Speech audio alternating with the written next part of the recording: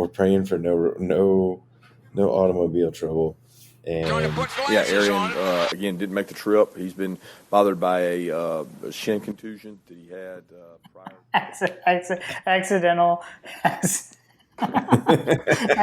soundboard. Sorry. Soundboard's misfiring. This is bad juju, Jim. Knock on your head. Dang it. Now the question is, do I edit that out or do I leave it in? I'll probably leave it. It's kind of funny. Sorry. I totally threw you off. I think you just got your cold open. Welcome to My God Podcast. I'm Jim Wood. In this episode, John Powell and I preview Georgia's top 10 showdown with Arkansas, and we answer questions from you, our listeners. As always, remember to check out store.mygodapodcast.com to see our latest merch. And you can follow us on social media at MyGodAPodcast. Finally, if you like what you hear, please subscribe, rate, 5 stars obviously, and review the show. If you leave us a review, you just might hear it on an upcoming episode. Now, let's join the conversation in progress. All right, we've got the Arkansas Razorbacks. The second game of the season against a former Kirby Smart assistant. So we revisit the tree. Yep. We had Shane Beamer and then Sam Pittman, and in round 2 with Sam Pittman. Since we faced them last year, which that was like one of the extra games. Like we weren't supposed to play them last year. That was an add-on due to the SEC only schedule and the reworking of the schedule, with the COVID year. Yeah, we've got the Fighting Sam Pittmans coming to town. It's gonna be fun. Yes, sir. Sorry. Did I just hear you pop a top? Yes. What are we drinking today? I got Woodford Reserve.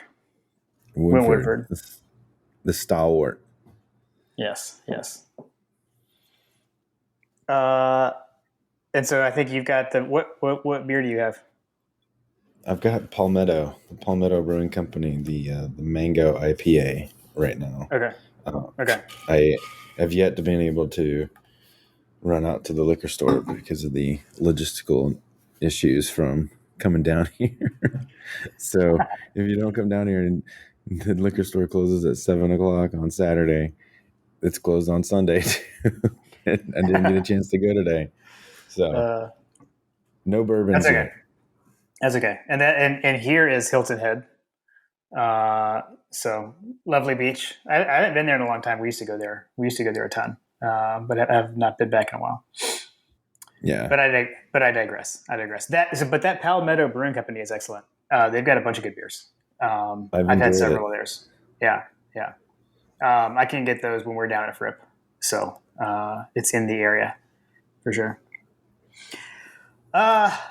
So just some kind of things, I guess, about the game, right? So we've got the much debated and much not anticipated noon kickoff.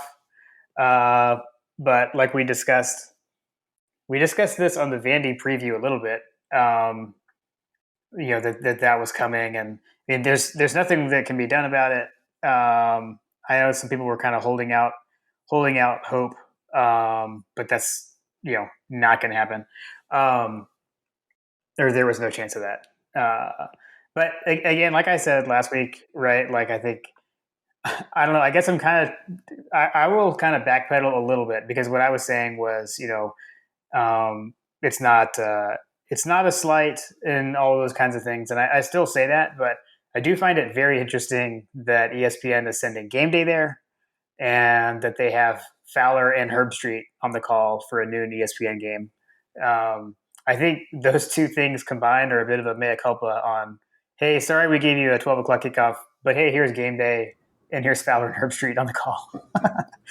Yeah, it is going to be weird. I don't know, how often does that happen? I feel like it's only happened I don't know, those guys are going to be running around with their like chickens with their heads cut off because they'll be running from Myers Quad all the way over to the stadium for the picks. And Yeah, I mean, it's going to be a lot of logistics for ESPN. I feel like.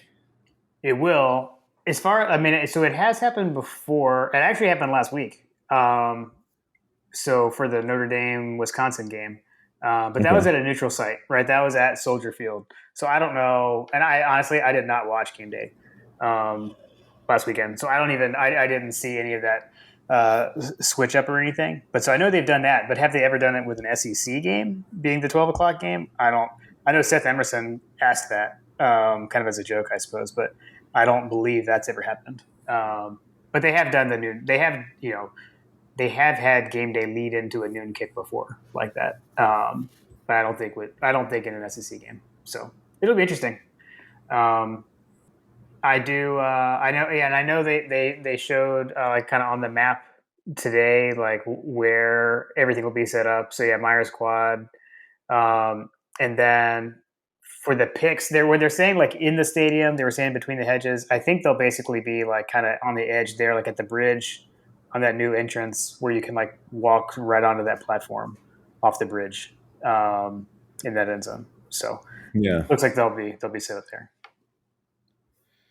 that'll be a really good atmosphere. Top 10 matchups, right? Yeah, yeah. Yeah. And I was actually nice segue, and we not anything that we planned. I was looking through the game notes, and Georgia is 3-0 against top 10 teams at home in the Kirby Smart era. I did not realize that. I had no idea. Well, Care to take a guess at who the teams were?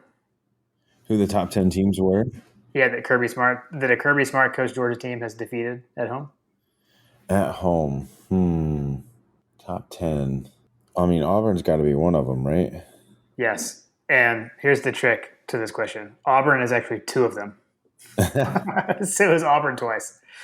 Auburn twice. Okay. The surprising thing about that to me was which Auburn teams that it was. So the funny thing is, one of them was last year.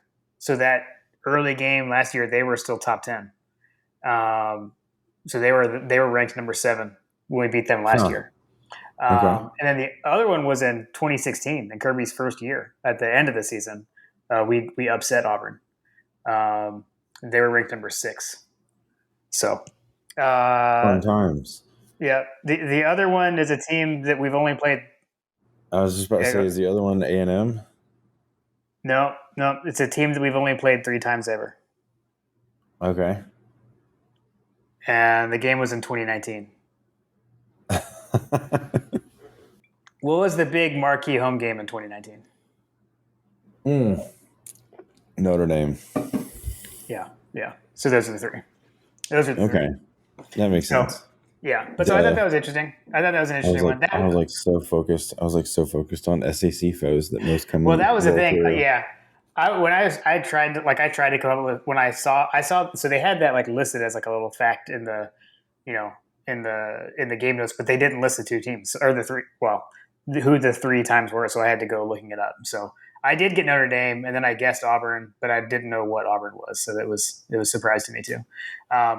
And Kirby is 11-6 against top teams at Georgia. So I did not look all those up, but couple other things. Alabama. Yeah. A couple other things. Let's see. All time against Arkansas, we're 11-4 against them. So this is only the 16th meeting between the 2 schools, which is kind of crazy. Yep. They didn't join the SEC until they joined the same year as South Carolina, like 90 or whatever, when the SEC expanded. So yeah, just have not played them much, or 92, whenever that was. Yeah, I think it was 92. It was in the 90s. I think 92 was right here. And let's see, this is only the 5th time Arkansas has ever come to Sanford Stadium. So we're 2-2 against them at home all time. And then the official hashtag. So we talked about that last week. The official hashtag for the game is hashtag ARK versus UGA. So that's the official hashtag. And then looking at the weather, we're going to have a high of 82 and a low of 61. So hopefully nice weather for the folks who are out there at game day, and then head over into the stadium for the game. So should be a nice day.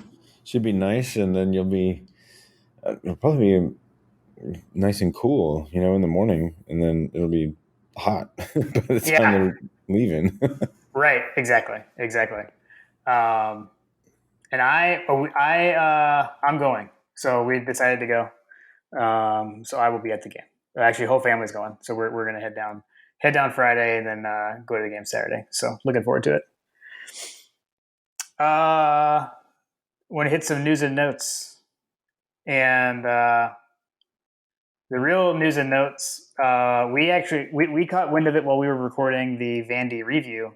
You noticed it, that Kirby said that, Tyke Smith and Darnell Washington are cleared, is the report that we saw. I did want to, interject there with one of our listener questions from John Tweet Sports, so a friend of the show. And he said, when will Kirby stop playing games with the injuries list in press conferences? The answer there is never. Never, exactly. So we're gonna do a thing fairly quickly, I hope, to kind of walk through my feelings about what Kirby says. So I've actually got some Kirby audio. So let's listen to this first. Darnell and Tyke are back. We did not take them on the 70 for the main purpose of having them work out. So they got a good workout in Friday. They got a good workout in Saturday here without us being here, and they both ran really well. They're back in drills. They're practicing. They're doing everything this week, full go. Okay, so that sounds pretty positive, right? That sounds really good. If you just heard that, you'd be pretty excited, right? Full go. Yeah, allow me to continue. We have a new Kirbyism. Yeah, exactly. Okay, here we go. Let's keep it going. They're practicing. They're doing everything this week, full go, so that hopefully we have them available. I haven't seen them physically practice yet, so we still got to see that. But we're under the expectation they'll be able to go and play and be able to help us. Okay. I haven't seen them physically practice. That's not a good sign. Yeah, not quite as good. And I believe I heard the word hopeful in there. I did hear hopeful. I heard full go. He's like hitting for the Kirby cycle. So I don't know. I feel like our excitement may have been a little premature because, again, you can't trust Kirby with what he says, and he's hopeful that they'll be there. They can help us, but they haven't practiced and all that kind of stuff. And the one thing that I'm concerned about is, we learned last year very well that JT Daniels was cleared but wasn't ready, whatever that means. So my only concern is that they've been cleared to be full go, but that doesn't necessarily mean that they're going to play. So have they been cleared to go full go, and they're ready to go full tilt, hopefully? Right. Exactly. So let's continue. Because we've got some other guys that we've been curious about what their status is. So let's hear what Kirby had to say about them. Dom still nursing a hamstring. Hopeful to get him back. Rosemius was just an ankle. We don't know how fast it's going to turn around. We're certainly hopeful to get him back. Double hopeful. Hopeful on Blaylock and hopeful on Rosemary Jackson. And then let's check in. Let's check in on Arian Smith. Yeah, Arian, again, didn't make the trip. He's been bothered by a shin contusion that he had prior to, I guess it was prior to the South Carolina game. It happened in the UAB game, and he's been working his way back, and we got really good recovery by not taking him last week, and we're hopeful he's able to go this week. hopeful for everyone. So I don't know, man. I was super excited about Darnell and Tyke, and we have a ton of listener questions about Darnell and Tyke. but I just don't know. I don't know. I don't know what to think about that. Do we need to inject an over under at the end? Over under number of Darnell Washingtons and Tyke Smiths that enter the game. Oh man. And we're hopefully he's able to go this week. I'm gonna leave that in on the soundboard so that it's just we can use that whenever we need to. We're hopeful. All right, that's all I got for the news and notes. I didn't go. I dug so much into trying to figure out if he had said hopeful because when I was reading just like the tweets and the reports from what everyone was saying, I was like, I don't know. I need to go back and listen to this and see exactly what he said. And I guess my fears were kind of realized when I went and did that. I'm not sure what to make of those guys. Yeah, if we were. Yeah, I'm hoping that if he's playing like the 3D chess, if he's playing like 3D chess, that this is the game that he's trying to pull all those cards. But I don't know, man. I just don't think that Kirby plays those games. If they're good to go, then they're gonna go. Yeah. But I mean, based on the reports, I expect them to play. I just don't know how much. I would say, yeah, honestly, between all those guys, like. I would be, I guess, like ranking them. Like Darnell and Tyke, I think might actually play. Right. Those other guys, like Rosemy Jack Saint, Dominic Blaylock, and Arian Smith, I don't expect any of them to play. Because that was very much like the standard, much shorter answer. We're hopeful. He at least he went into a decent amount of detail with Washington and Smith. So they might actually play. But I don't think it's going to be like they're going to start for what it's worth. Right. So, Right. Okay. All right. So that was it for my news and notes. I don't know if you listened to anything. Those are the only things that I caught out of today's media availability. Something that I did pick up on was their quarterback, KJ Jefferson. I guess he I didn't realize it, but he went out. He went out in that game, but he came back. But he hurt his knee, so I'm curious, and I haven't seen anything. I am curious to see like how he is able to move around on that knee. So I did today. I didn't watch the whole thing, but Pittman's press conference was on. It's on YouTube, and I watched about 10 minutes or so. And so he did talk about that. I watched, and I didn't watch the whole game, but I watched a good bit of the second half of their game, and I was like, they were definitely a different team when he was out. So yeah, I mean, he went out with a knee injury, but he came back in. So I don't know. I guess I would just tend to think right off that like if he left and came back, that he would play this week. I go, I guess that's not necessarily the case. But anyways, Sam Pittman did say that. I mean, he said he expects him to play. He expects him to go in this game. So I would assume that he will, unless Pittman's pulling a Kirby. He is a former Kirby assistant, but we'll find out.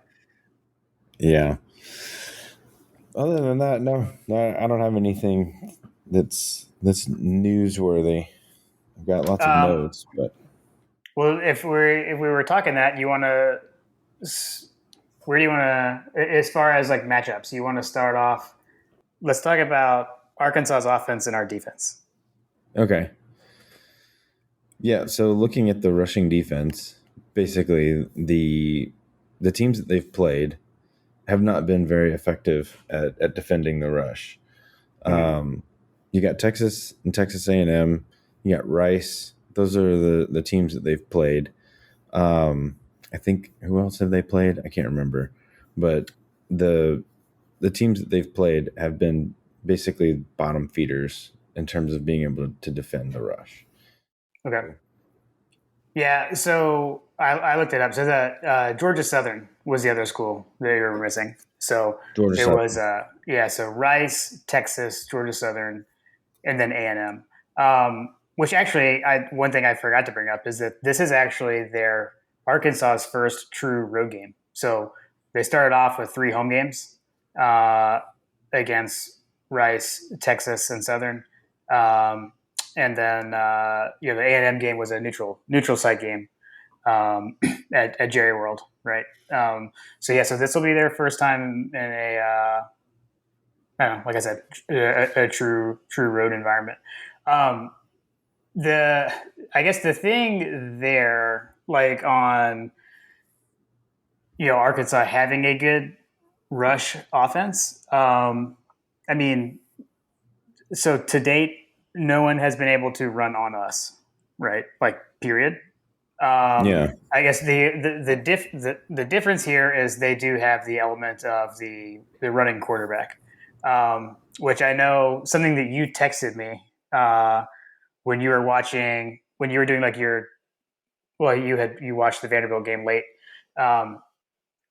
like when they switched quarterbacks and the backup came in and was running the ball. I think you said something like you were like, as you were watching it, like for like what, like 2 plays, you were concerned, and then I was like, oh no, that went away. Like Yeah. so like when he came in, we struggled, but not for long, right? It wasn't for like a drive; it was for like a few plays, and then once the defense got settled, they were fine. Now KJ Jefferson is on a completely different level, I would say, than the backup Vanderbilt quarterback. Although that guy was pretty fast. But I mean, Jefferson's different. He is the number 2 rusher, for Arkansas. And then even if he doesn't go, but I do expect him to. I mean, from what I saw, that's what Hornsby was doing when he was in the game, like against A&M last week. So like all the talk from the commentators was basically like, are they going to let Hornsby throw? Because he was basically just running zone read and and QB draws and stuff.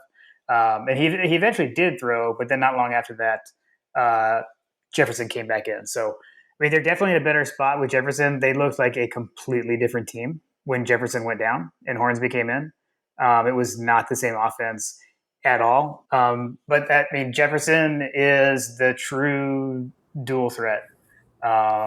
He's a big dude. Everyone, again, the commentators they're comparing him to Cam Newton. I mean, I don't so much know about that, but similar build, a similar style. It's going to be the toughest test. It's certainly the best offense we've faced yet, like by far. Yeah. I think that there's going to be a lot of attention paid to their big play ability because of how many like bombs that they've been able to put together.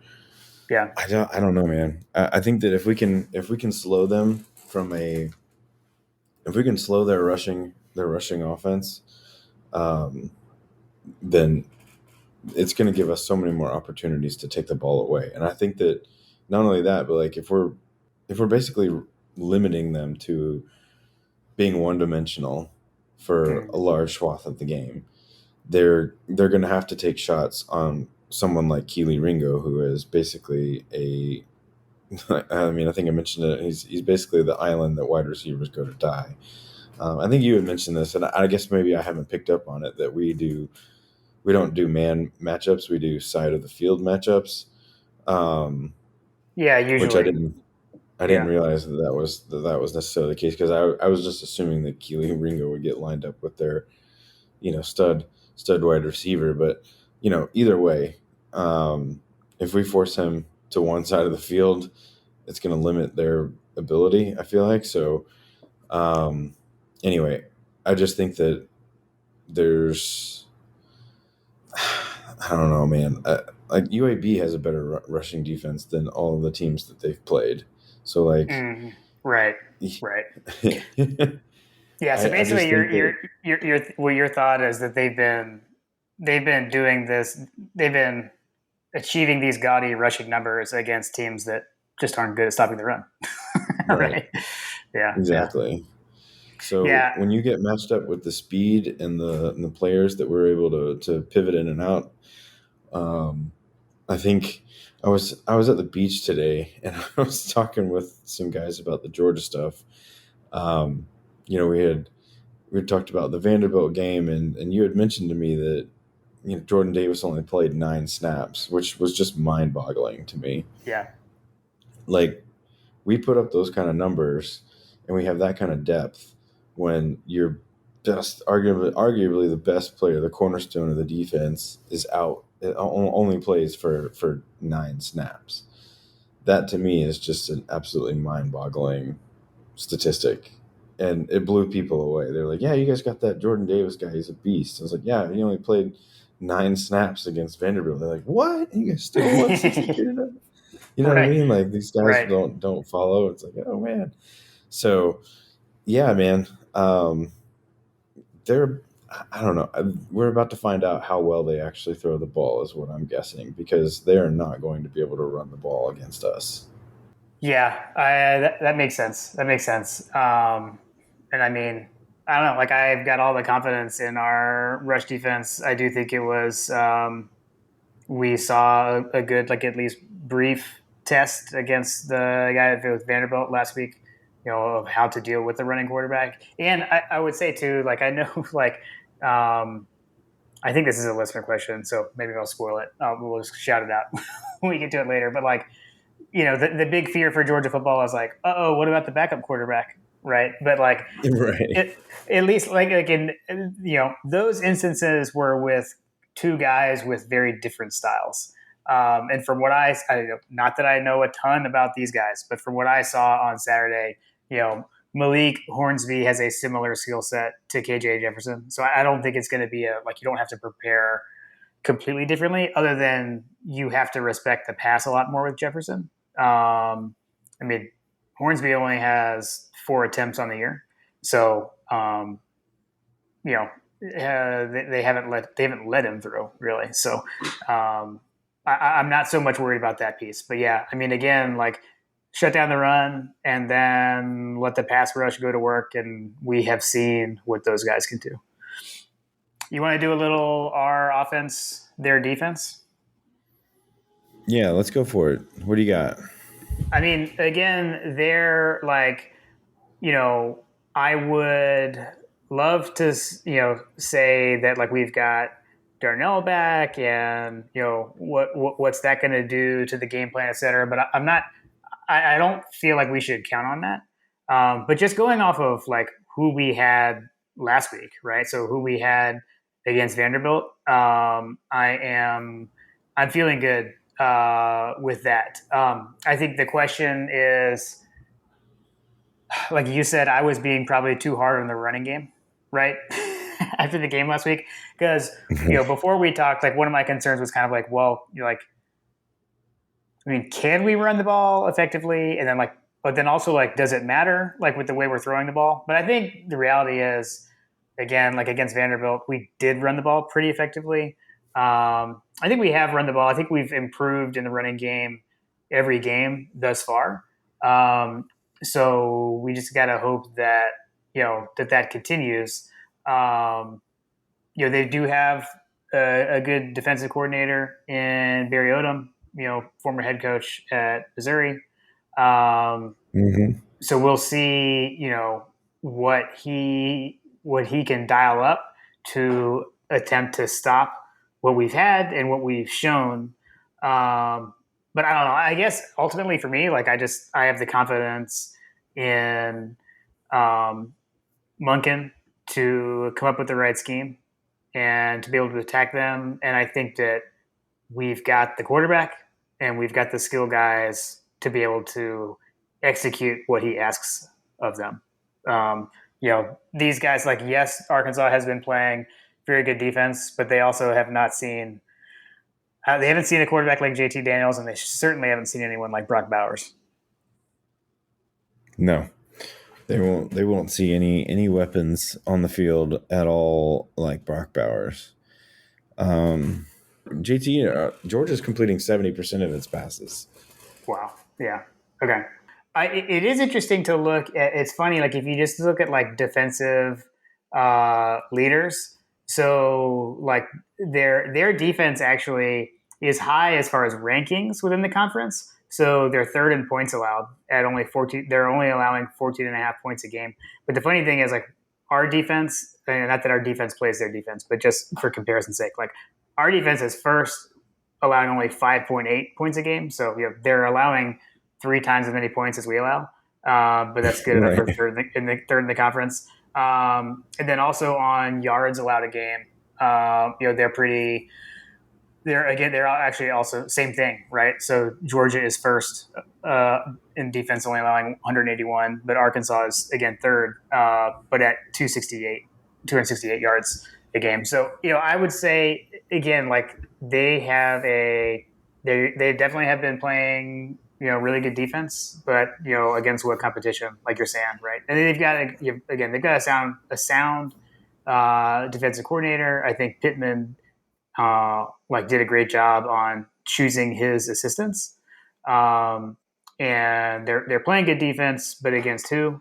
And again, they haven't seen anything like our offense. A couple of things on our offense.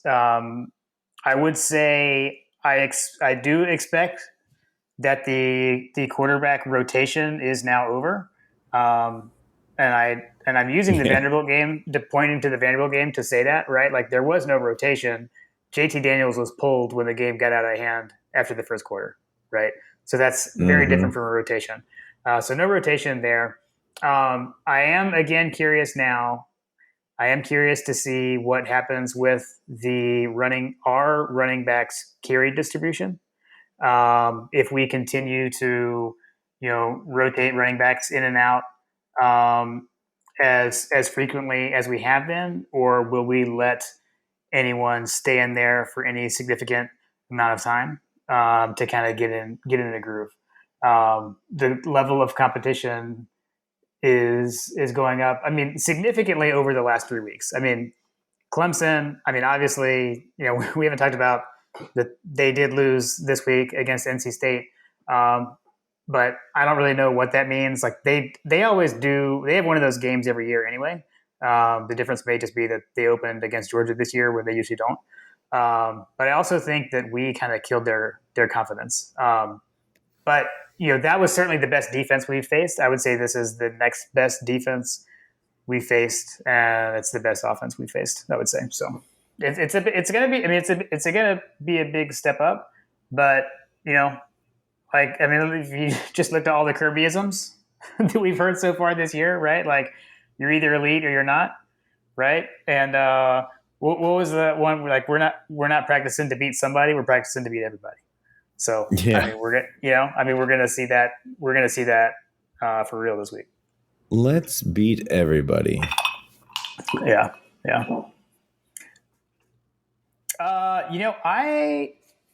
I don't have anything really on the special teams. I would say, I assume Jackson will continue to return punts. We've seen Jackson to do even more in the offense. We did get to see McConkey return some punts last week as well.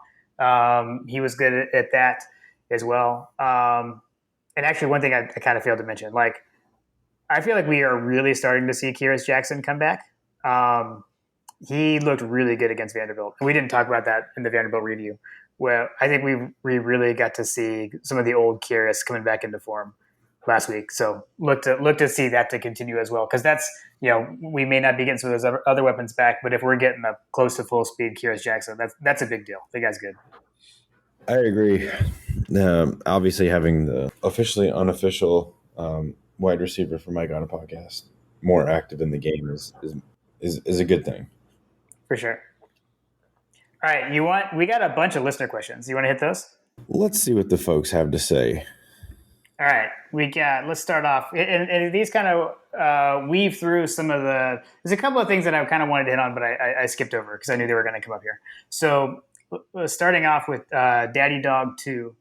How does Georgia attack Arkansas's base 3-3-5 stack defense, which on passing downs switches to a dime package or 6 defensive backs, which makes the defense more like a 3-2-6? So the one thing I thought about with this was So I actually, I think Daddy Dog 2 has done more research on Arkansas's defense than I have. I will say that from what I recall, that's a similar style of defense as to what Cincinnati ran in the Peach Bowl. So I remember I believe they ran that 3-3-5. And, that was not our best offensive game. There was one of those where things were there, but remember that was like we were breaking in the offensive line and they were all over JT Daniels. And that seriously factored in, whereas our pass protection this season has been much improved. Like that has not been an issue. So I guess I don't exactly know for sure. One of the things that I do wonder, like, so with that, like, I know. So I was texting with my dad during the Arkansas A&M game last week, and he was just pointing out that they were doing a lot of just playing that base defense with only a 3-man rush. So if they do that against us, I don't know. We may see more running. I mean, if they're only rushing 3 guys, we may see more. We may run the ball a bit more, or we may be able to be a little bit more effective running the ball. So that's one thing. That we could do for sure. But then the other thing is I don't know, I guess I kind of trust our receivers, and I'm including the tight ends, to be able to, find the soft spot and be able to get open. Yeah. I think I can't remember where it was, but before the game started, if I were to tell you Georgia's going to rush for 123 yards, how do you feel the game goes? I want more than that. I mean, like, so a total 123 yards. Want more? This is like the headquarters for run the dang ball, but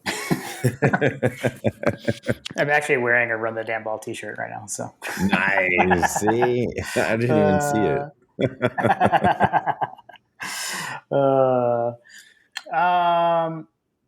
What are we? What? Okay, so yeah, so we're averaging. We'll say we're averaging 178 yards a game. That's our average rush offense. So I'd like to see 200. That's the number I'd like to see.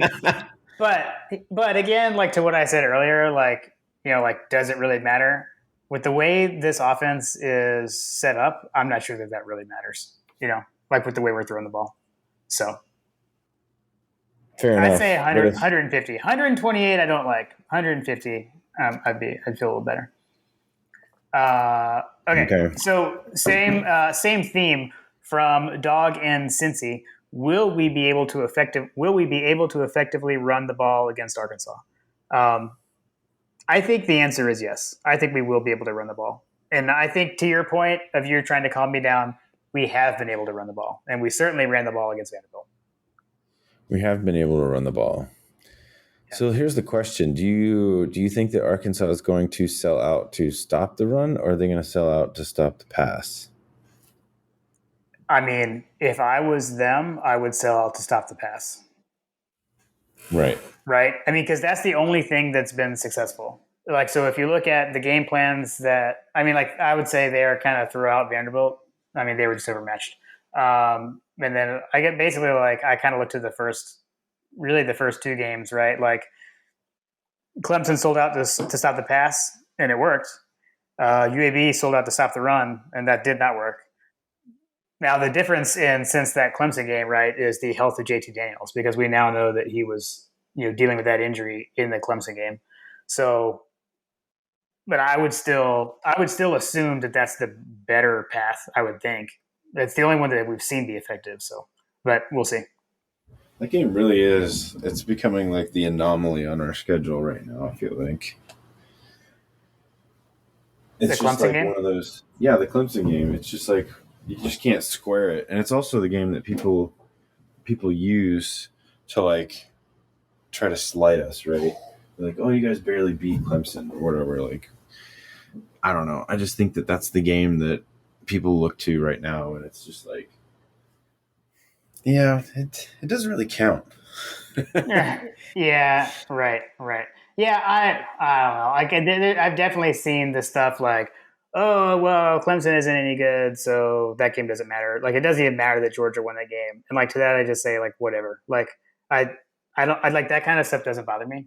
But I think you are right. Like as we I mean we do look at it with a different lens, but yeah, it is what it is.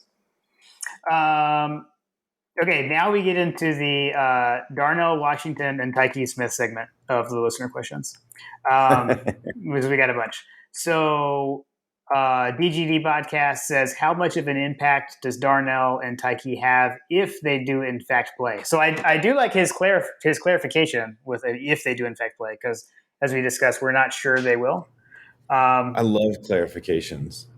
Yes, exactly. Yes, as we know. Uh, so I don't know. I mean, what do you think? Do you think either of them has much of an impact? Um, mm, I've made the comments in previous weeks that I don't know that Darnell has much of an opportunity with the way that Brock Bowers is playing. Mm-hmm. Obviously, coming in with multiple tight ends, we've seen Fitzpatrick come in, and even Fitzpatrick has done well. But I think that I think he definitely plays. I just don't know how much of a factor he's going to be for Darnell. Tyke, I believe that he will probably get rotated in at some point, depending on how things go with the passing game. So if we're handling them, I don't know that they necessarily see a point in playing him. Yeah. Is kind of my thought. I feel like Tyke is going to be more of a if they need a spark on the defensive side. That makes sense. I feel like I would have a better handle on this if they played last week, like if they traveled and they played and they got their feet wet, but as of right now, I'm just not sure, like as far as how much of an impact. I don't think that either of them will be like the game changer. I guess I'll It say would that. not shock me at all to see them have zero participation.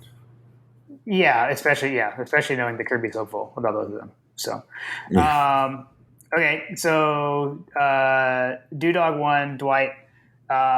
Who makes the biggest impact in their first game back, Darnell or Tyke? So just between the two of them, who do you think would have the bigger impact? If all things being equal, they're back to 100%. I would have to say Darnell would have the biggest impact. I mean, we've talked about it on the podcast that having Brock Bowers and Darnell out there. So if you line Brock Bowers out as an actual true wide receiver or some sort of flex wide receiver or something like that, where he's playing closer to the line, and you actually have Darnell as a true tight end, that presents a lot of opportunities for both like running game, blocking schemes, and that kind of thing. But it also presents real matchup problems for the defense for sure, because you're going to have to make decisions on who's going to guard who. And I would hate to be a linebacker lined up across and trying to guard Darnell Washington and or Brock Bowers. Yeah. I'm going to go to the next one just to call it out because I think we pretty much just answered it. So Dog Talk 20. With Darnell and Tyke coming back, do you think Darnell makes some impact plays in the game? Can we see a two tight end set with Brock and Darnell? So you just talked about that.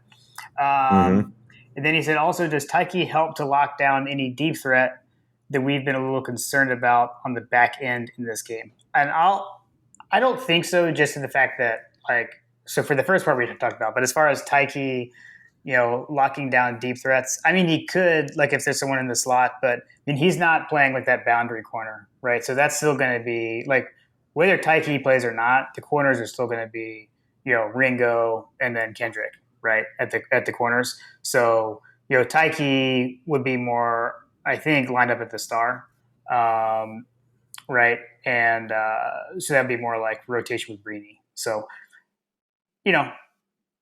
it's possible, but more on the slot. I would say watch out for when Amir Speed is in the game. Yeah. Because if I'm an opposing team's offensive coordinator, I would probably be looking to pick on him as much as possible.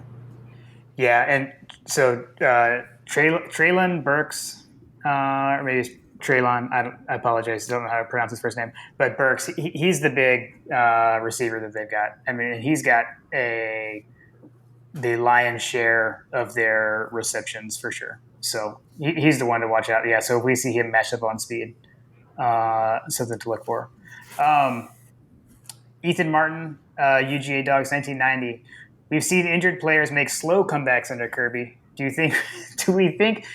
Do you think we will see a true full tilt, Darnell and Tyke, or do you think we'll see limited plays?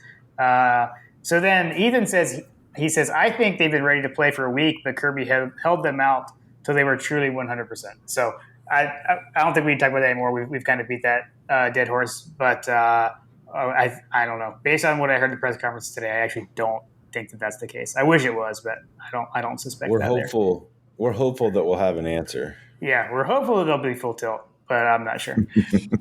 And then Hampton Huggins.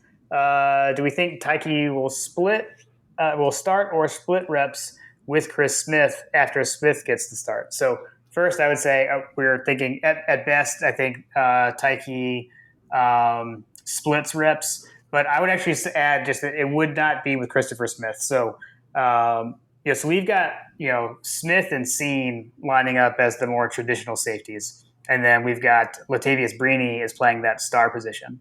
And I mean, granted, we haven't seen Tyke play yet, but my understanding from preseason was that he was, looking to play at that star position. So if he's rotating with anyone, I would think it would be more Brini than, say, a Chris Smith. Right. Okay, keep going. So Walt Dog NC, which Arkansas quarterback will start Saturday, Jefferson or Hornsby? This is the one I was talking about. He said, substitute quarterbacks have caused trouble in the past. Is Georgia preparing for both? Thanks. Oh, and then bonus question, is the My Gotta podcast merch back in stock? So I'll answer the second part first. So we do still have merch. We're just out of hats right now. But we've got some T-shirts, and you can check those out at store.mygottapodcast.com. You can always go out there and check that out. And we're working on the hats, but we do have T-shirts. So I think, I guess, we talked about it a little bit. I'm saying I expect Jefferson to start just based on the fact that he did finish the game last week.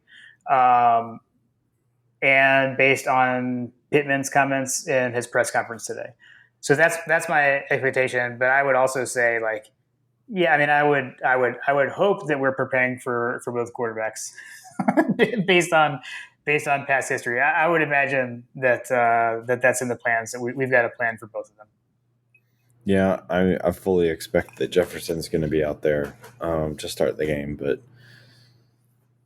wouldn't surprise me to see Hornsby at some point. Yep. Okay. SSI Dog. Have we started going away from huge offensive linemen to more athletic linemen with Pittman gone? I think it seems to be the case, right? So since we've had Luke come in, seems to be going for a bit of a different type of offensive lineman. More of the kind of, I don't know, like more of a lean and quick, I guess. I don't know. As I recall, I think that was like a thing when Pittman was around, was that we had, guys on the offensive line that weighed more than some NFL teams, right? Yeah, they were huge. Yeah, for sure. So that's like his thing, right? So, yeah. And I think that was also a criticism of his thing as well, was that, you don't really need guys that are that big as long as they're big, athletic, can move.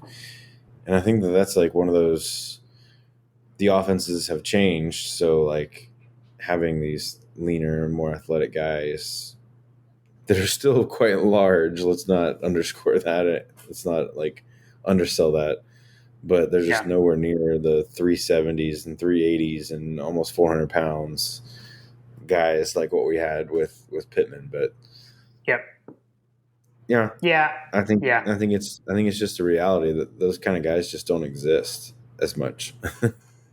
Right, right, and I think it seems to be like kind of a marriage. I mean, there's been more turnover than just Pittman, right? So Pittman's gone, and so you got Matt Luke coming in, who has his thoughts, and then obviously we've got Monken, right? So between those two guys, seem to prefer a different sized offensive lineman, I guess. All right, Erk Russell. Since Mark Richt seemed to always undersign, how do you think the transfer portal would have changed things for him? Oh man, I think that Mark Richt would have absolutely hated the transfer portal situation because Yeah. yeah, no. As we've seen, Kirby Smart came from a program and from a mentor that clearly he learned from, because we don't lack on the participation of scholarship athletes in any way, shape, or form. And so that was always a hallmark of Nick Saban's career, was being able to manipulate the numbers. And that's actually been one of the saving graces for Kirby Smart, is the fact that I continue to be impressed with how quickly he's been able to kind of, I guess, adapt to some of this stuff. So Hmm. um, Yeah. yeah, I mean, he filled all of his needs through the transfer portal. So even though he didn't quite manage the numbers as perfectly, I guess is probably the word I'm looking for, as perfectly as he would have hoped for, but at the same time, he was able to address everything that he needed to, both last year and this year. So got kudos. Yeah, no, for sure, for sure. I agreed. I don't think it would have changed much of anything for like the Richt regime or the Richt era. Like I don't think like if the transfer portal was around, like would we have won a national championship? Right? Like would it have been able to get to there by Richt? I would say no. Like I don't think it would have made us any better. I don't think it really would have made it much worse either. I mean, we didn't have a whole lot of guys leaving. I mean, I guess the transfer portal makes it easier to do so. Like the one thing I would question was like if the transfer portal was around, would DJ Shockley have stayed, and waited his turn? Yeah, That's my number one question. That would be my number one concern of the Richt era, is that if the transfer portal was around, would we have actually lost Shockley, which would have obviously been a negative impact. So that's the one thing I would based question. on everything I've heard him talk about, it feels like no, but Yeah, yeah, yeah. you never know. You never Yep. know. There's a whole kids these days. The young whippersnappers are easily distracted. Um, Exactly. what would be interesting is for Rick is if, because he had a huge gaping hole, a smoking crater, I believe is what is what Mumpole refers to it. The good senator, a smoking crater of recruiting class from, I think it Mm, was 2013 or something like that. There was yeah. one class where he basically lost all of the offensive linemen that he tried to bring in, or that they either didn't pan out or they just didn't actually develop the way that they were anticipated to. And so, Yeah. had he been able to recognize that and try to fill it, you know, his offensive line may have looked a little bit different, which would have changed some of the fortunes, in my opinion. But Yeah, I agree. I agree. I guess I feel like in the grand scheme of things, I don't think it would have in the big majorly picture, impacted yeah. the area. Yeah. Yeah. Okay. Let's see. Fletcher Proctor. How many points would we need to score, and how close would the Bama Ole Miss game need to be for Georgia to leapfrog the Tide? I feel like this is a bit of rat poison, so I don't totally want to go into This this. is rat I, poison. I'm just gonna say like because I have seen a lot of stuff around like our resume is better than Alabama's and these kinds of things. Like Bama being ranked ahead of us does not bother me. They beat us how many times? Like it's fine. Like I don't. We shouldn't pass them until they lose or we beat them. Is kind of my take. Like it doesn't bother me. So but to answer the question specifically, I would say, um, I think regardless of how many points we score, I don't think we pass Bama unless they actually lose to Ole Miss. That's my answer. Yeah. I fully expect that this trend of us picking up first place votes is going to continue, because I think last week we had like 3 first place votes. This week we've got 4. I think as time rolls on, and we keep taking care of business, eventually we're going to jump them. But if they keep playing the way that they're playing and we keep playing the way that we're playing, that's all that I care about. Yeah. Okay. Because I would love to have an undefeated Alabama ranked number 1 rolling into Atlanta. That would be really, really ideal from a bulletin board material standpoint. Yep. Yeah, totally. I think that's that's what I'm all for that. Okay, John Michael D. Since we're clearly RBU. Clearly. Yeah, clearly. Sorry. On a scale of Isaiah Crowell to Herschel, what level of confidence do you have this week? So Crow. That's all I could think about. So Crow. I just always think of the time when there was a reporter who handed their phone to Isaiah in the locker room and showed him the tweets from that So Crow Twitter account. And that was amazing. Mm-hmm. Which I don't believe exists anymore, obviously. I'm not Herschel confident. Let's see. I don't know. Maybe I'm Noshan confident. Ooh, that's a good one. Yeah, that's a good one. I'd say I'm Noshan confident. I'm Noshan confident. I like Noshan confident better than I like Herschel Walker confident. Anything can happen. I think we talked about this before. I don't know if we were recording, but I know we've had 7 turnovers and we've taken 9 from the other team. Yeah. So we're really, I mean, that stat to me is the one that I would look at for Munsoning, is just are we going to turn the ball over? Right. And Jim, knock on your head real quick. Done. Because I got to tell you, it's happened multiple times this year where I've been I've looked over at my wife or people watching the game, or looked up to the heavens golly, I can't believe that we lucked out like that. But we've dropped the ball multiple times this year, and it has literally fallen right back in our hands. Yeah. We do have some guys that have had some dropsies. Right. It just so happens that they've fallen on the fumbles. Yeah. So the games could easily get turned on dumb stuff like that, not taking care of the football, which is why I would point to players Zamir White to carry the load, that kind of thing, because those turnovers are going to be the ones that would potentially sway one way or the other on that. Yeah, agreed.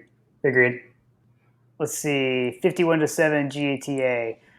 Why do y'all believe Pittman has been so successful so quickly at Arkansas, considering where they were not too long ago?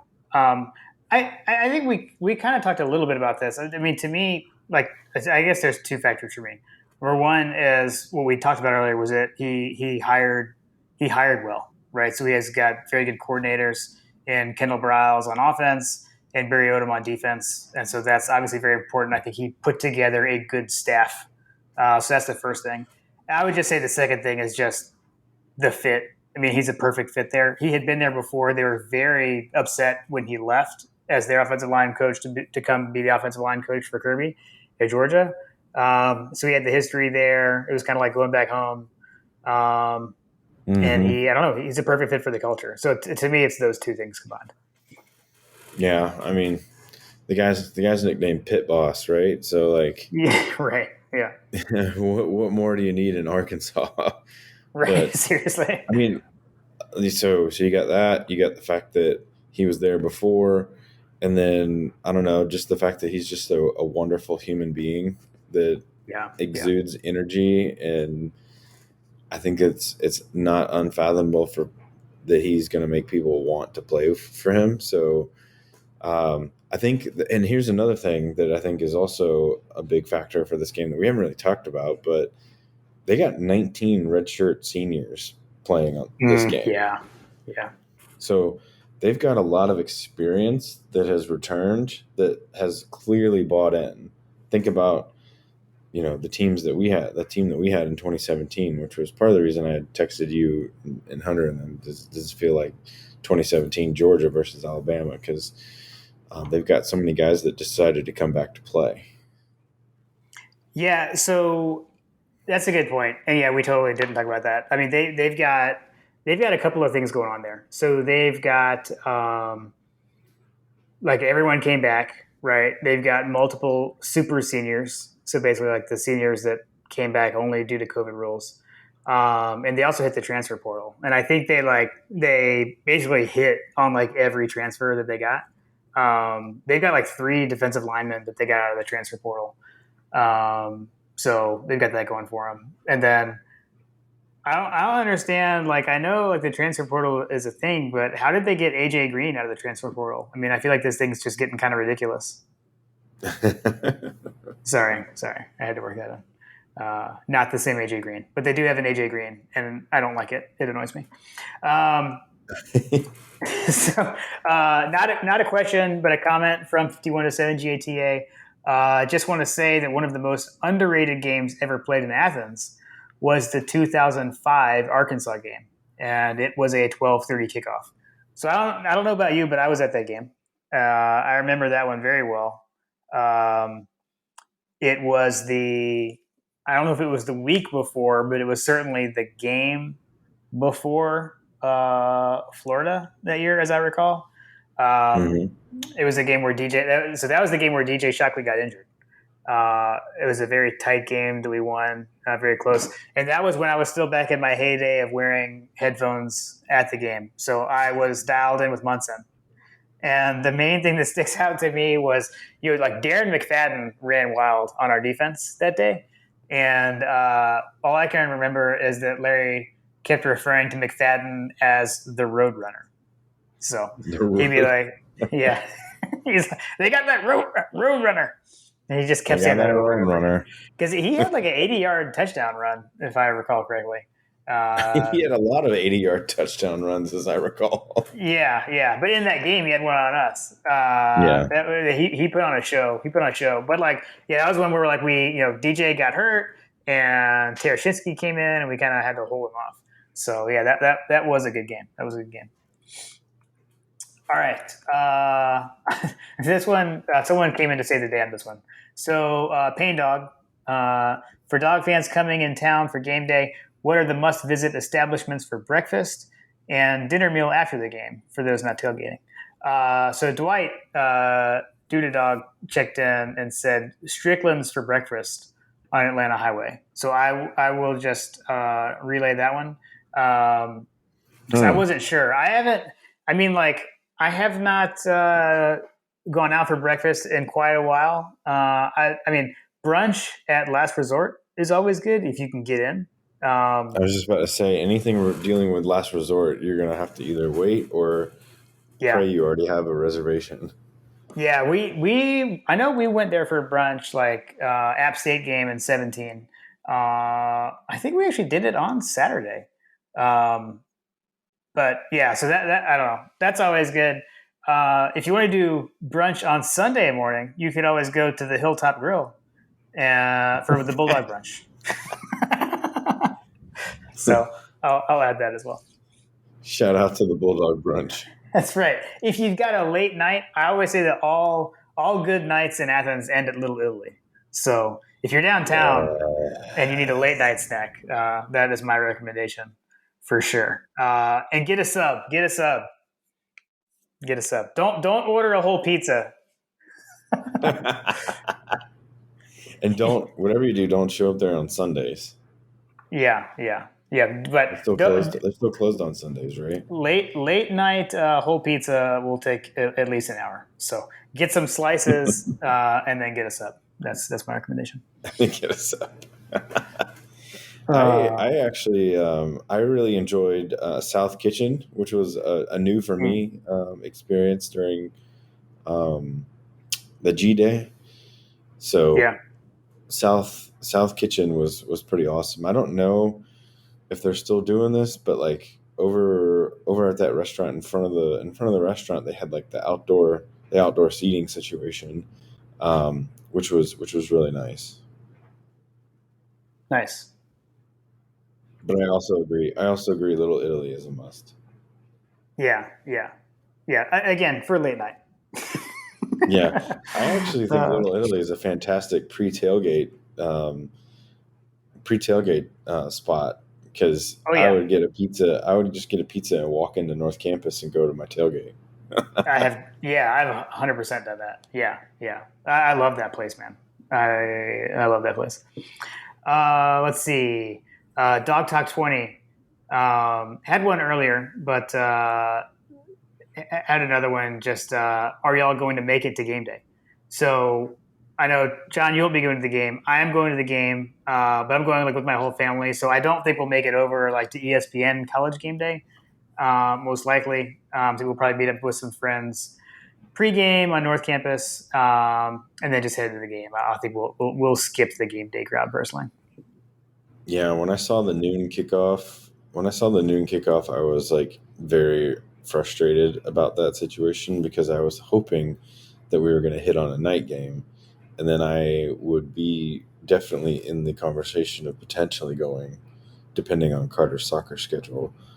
But Yeah. as it stands, the 12 o'clock kickoff basically rules me out. So the funny thing for us is that actually is like what enabled us to go. I'm like the only person that was like, "Hey, we can go to the game now," because Lily has soccer Sunday morning, like at 10. So we may actually like drive back to Charlotte after the game. We'll see. We got to figure it out because we got a 10 a.m. game Sunday Good morning. So gracious, God love you, yeah, God love you yeah. for you'll have to give us the update from Gaffney. Yeah. TBD if we record the game review on my drive home from Gaffney in the full car with everyone and our two dogs. So then like Munson would definitely be participating. Munson the dog. Munson would be.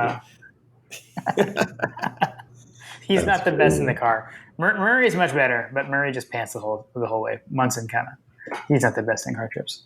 All right, Fripp Dog, my dad. We're gonna get into some like kind of random prediction type stuff. So my dad wants to know how many plays do we run with 3 tight ends? How many, So like, specifically? yeah, like how many? What's the snap count How many with 3 tight snap ends in count? the game? Yeah, there you go. So I don't think a lot. I think if we had Washington, then I think there would be a handful. I think we would have probably done that.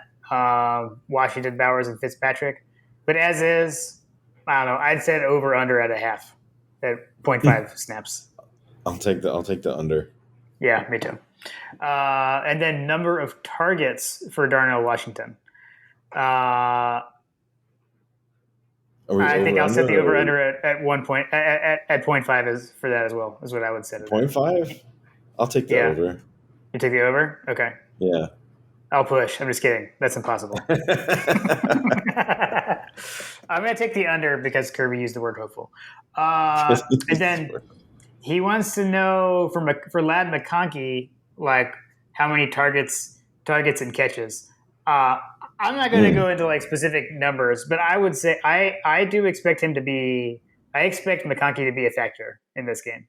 I'll say it that way, especially if considering when we were looking at when I like dropped in the Kirby sound bites. So we have Washington is hopeful, Blaylock is hopeful, Aaron Smith is hopeful, and Rosemary Jackson is hopeful. With all those guys limited to being hopeful, I think that leaves us some room for McConkey.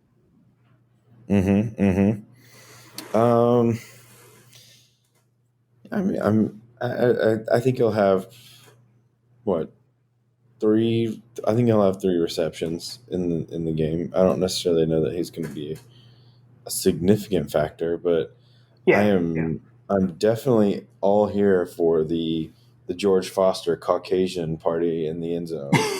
That was hilarious. That was friend of the show. Friend of the show, George Foster was hilarious during the game. Oh man. So yeah, I just looked it up. So McConkey has 8 catches on the season. So yeah, I can see 3. I think that's a good number. That's a good number. And then last one from my dad. Do we lather up Zeus if they rush 3? So I think that kind of gets to the question we had earlier about like their scheme with their 3-3-5. And full disclosure, when I mentioned that maybe we'll run the ball on them, I think I mentioned it. Like that's from talking with my dad.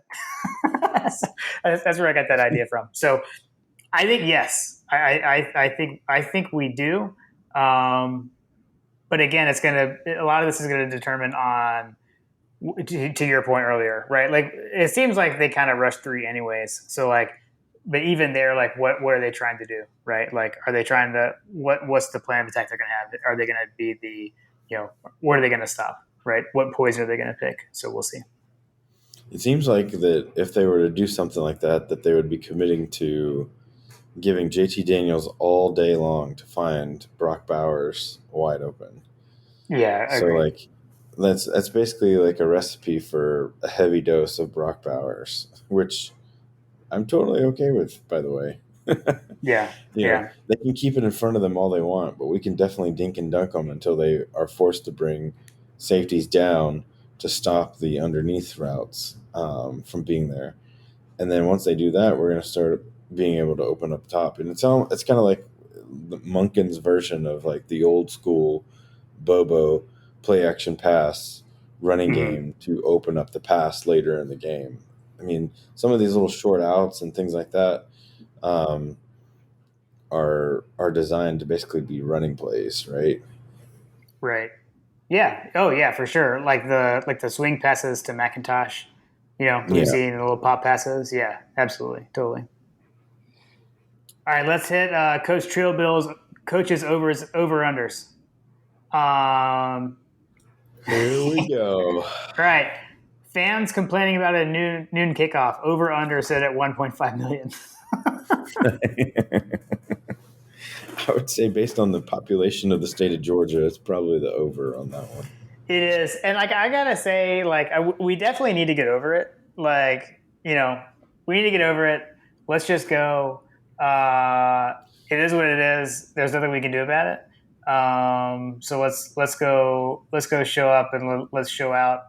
That was Kirby like took a moment in his post game presser after Vanderbilt to like stop, and he was like, no one asked me about this, but I'm going to say this, or no one gave me a window with a question to talk about this, and talking about how we talk about wanting our team to be elite, but that he knows that our fans are elite as well. So, and we've seen we've seen Buttsmeer turn elite into an acronym for the fans for this game. So it's early, loud, intense, tough, and electric.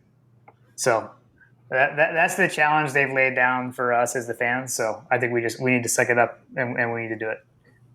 Jim, I need you to get elite.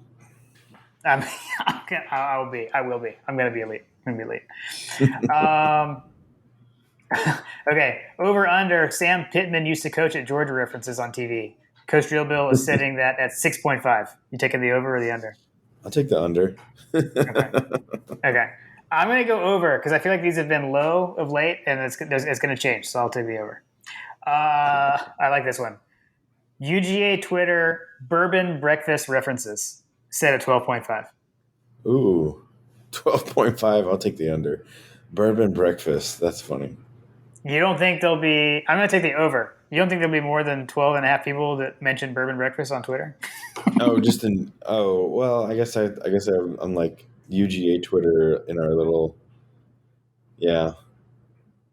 We'll have to have like a hashtag for it so that we can monitor it and come back to it.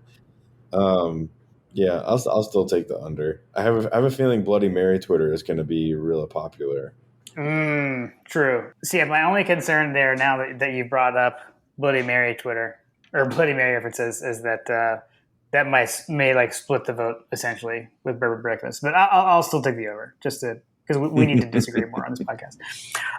Over under people booing Corso when he picks Georgia. Now, Trimble said 50. I would definitely take the over if it's 50 people. Yeah, but for yeah, sure. like all the people. All the people. It'll probably be like more like the 2.5 million. Oh wait! Booing when he picks Georgia. Will we boo him if he picks Georgia? Yeah, he's totally gonna get booed. Yeah, but I mean, he'll get booed. He'll get more booed if he picks Arkansas. I think people at this point, I do feel like the Corso curse of picking Georgia on game day is over at this point because we've won when he picks us the last several times. So personally, I won't. But if the over under at 50 people, yeah, probably still over of just 50 people. So that now I understand the over under line setting more accurately. So yeah, I think it'll be the over. okay, agreed. We'll have to agree on that one. As long as he makes a good GIF for us, I don't care. True. We got a good one. We got a good one with the Clemson game. Right. So we'll have to make another one. But this one's going to be different because you'll have like Sanford in the background. True. It will be. I almost went into game predictions, but I forgot one more thing I wanted to predict was the guest picker. Who do you think the guest picker will be on game day? They don't repeat them, do they? Like during the same season, they've had Luke Bryan before. Mm-hmm. So since he's done it already, does that mean that they will bring him back on? Well, has he done it? Did he do it this season? No, just in general. Like, do they go back to him? Yeah. That's a good question. I don't know. I'm not sure. Has Jason Aldean been on? I don't know there either. That's the other thing. I don't watch game day as much as I used to. Like I'm sitting here talking about it like this, but full disclosure, I used to watch it much more religiously. I'll say like who I want it to be is Harris English because he played golf at Georgia and he was on the Ryder Cup team. That'd be awesome. So that's who I would prefer. Another option for me would be Kyle Chandler, right? Friday Night Lights. That'd be a good one. I don't know. I'll go with Harris English. I'm not sure that it'll actually be him, but that's my pick. I like your guess. All right, let's get into the game itself. So for final predictions of the outcome, I pulled up on OddsShark, as we always do. Not a sponsor, but we like their site. So the spread is holding strong. Georgia is favored by 18.5 points. And the total for the over-under is set at 49. Rat poison, Jim. Yeah. This has been hard for me because I keep, like, as we talk through, like, I feel I feel like fine and I feel comfortable. But then, like, as we talked, like when I was just rattling off like the receivers who I expect not to play, like that started kind of worrying me a little bit. And then just, that, and then like, I mean, they're good. Like they're a good team. They're well coached. It's not the same Arkansas we saw last year. It's a very different team. This isn't Houston Nuts, Arkansas. No, it's not. And it is a matchup of two state champs. So you've got Georgia is already the South Carolina state champs, and Arkansas are the Texas state champs. So we beat Clemson and South Carolina, and they beat Texas and Texas A&M. So it is a big matchup in that extent. And I got to give a shout out. I got that from Bernie Dog. So he said it on Twitter. I can't take credit for that. Through the transitive property, we can take over Texas State championship belt tonight this weekend. Couldn't Oh, we? no, true. I do like that. Add to our belts for the season. We got to add to our belt. So yeah, I don't know, man. Like it's I go back and forth, and I guess like we talked about like this season kind of being like a revenge tour, like 2017 was. There's obviously no revenge factor here, but I do like try to look back to things and mirror things. And just like on feeling, like this game does remind me of the 2017 Mississippi State game, just where SEC West opponent that you don't play as much coming into Athens. Kind of I guess a bit of a media darling. Mississippi State was at that point, and Arkansas certainly is right now. I think. I guess the one difference there is like in 2017, we certainly didn't know that Georgia was that good yet, and I feel like everyone is already expecting that out of Georgia this year. So that's certainly different there. So I'm not sure how good of a comparison it is. Also, that was a night game. This is a 12 o'clock game. I personally don't expect the noon kick thing to be a factor here. Like again, fans are going to be elite. We need to step up to the challenge. We played a noon kickoff last week and we're perfectly fine. And as far as like the Arkansas team and players, right, like their internal clock is going to be off. It's going to be 11 o'clock for them, 12 o'clock for us. So that part, I'm not super worried about that. I think we'll be reared and ready to go. So I certainly expect us to win, but I'm kind of like wavering on the score a bit.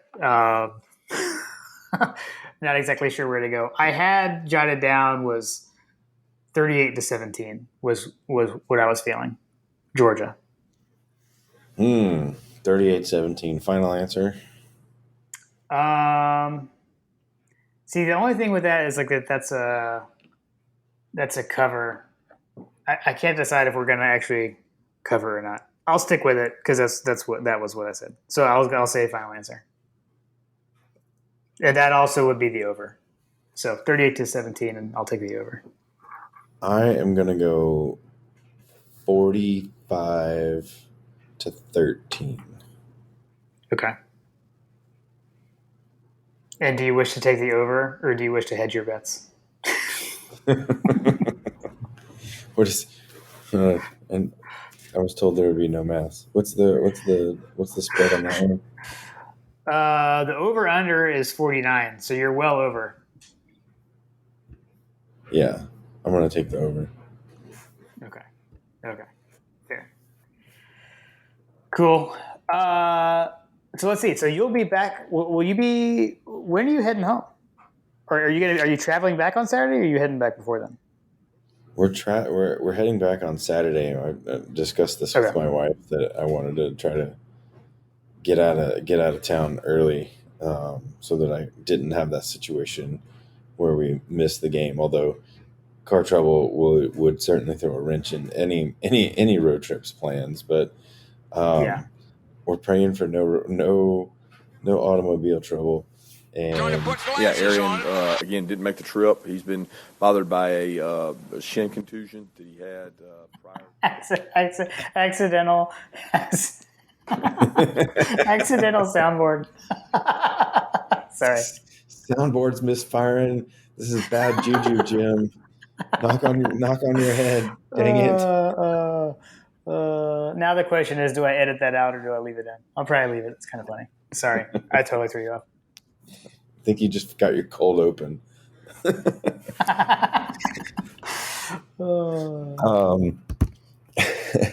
So yeah, I'm hoping to get out of here. Just pray that we get out of here early enough, which is not something that Powell's do very well, is getting out of vacation early or into vacation early.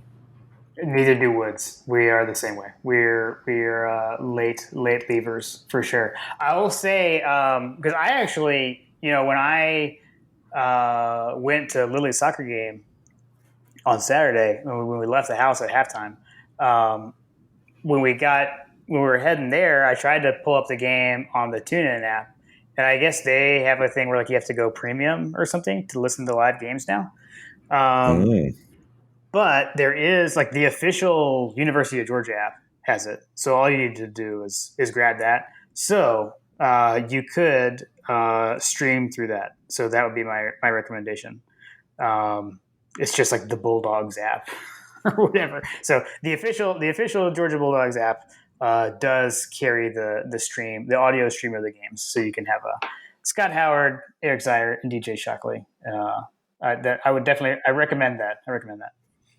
I love listening to it, but just the type of person that I am, I've gotta have the video because it makes me angry. It makes me angry when I can't actually see like, oh, pass incomplete. Well, was it incomplete or was he open and it was a bad throw? Like, you know what I mean? Like, yeah, it's shocking. I need the clarifications of the video.